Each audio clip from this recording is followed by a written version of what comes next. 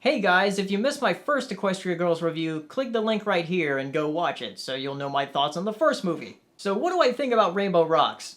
Well, I think it's miles better than the first movie. In this movie, there are three sirens that call themselves the Dazzlings, and they sense the equestrian magic that happened at the end of the last movie, so they go to that high school. And since they're sirens, they can mind control people, and they start a battle of the bands in the school. Mainly so they can lure out the people who have the equestrian magic, which are our main five, or six if you count Sunset, since they can still do their transformation when they play music. Why that happens, it's not really explained, but that's a minor fault of the movie. By the way, all of the shorts that have been produced by Hasbro on their YouTube channel have been leading up to the beginning of the movie, since in those shorts every character was finding their instrument. So here are the things that the movie gets right. First of all, they don't ignore the fact that Sunset Shimmer basically tried to destroy the school, so everybody except for the main five still shun her. And even the main five make some offhanded comments and they forget that she's right there. So Sunset actually becomes a likable character in this. The animation in this movie is also better. It seems like they had a lot more time with this movie, especially since it's released later. It can still be pretty awkward in parts, but there are some really great expressions.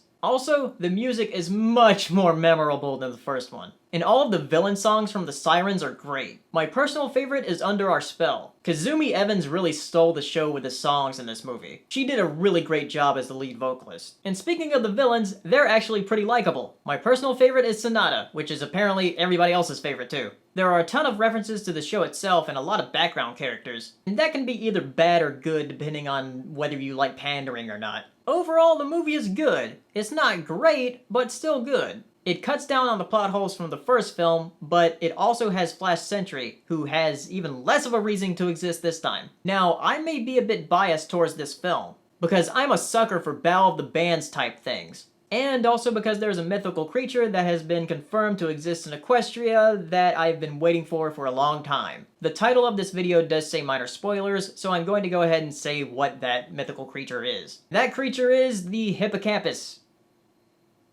That is the wrong thing. I mean the mythical one. Okay, that's right.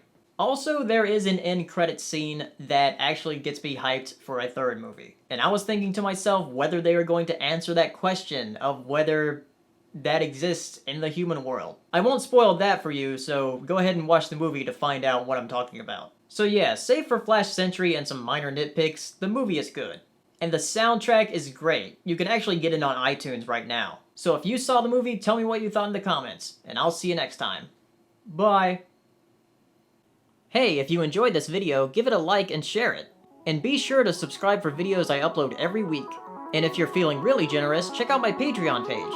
And as always, thank you for watching. Good evening, ladies and gentlemen. Well, by now we're getting a bit used to winter. We're like soldiers in the middle of a campaign, growing hardened to discomfort and better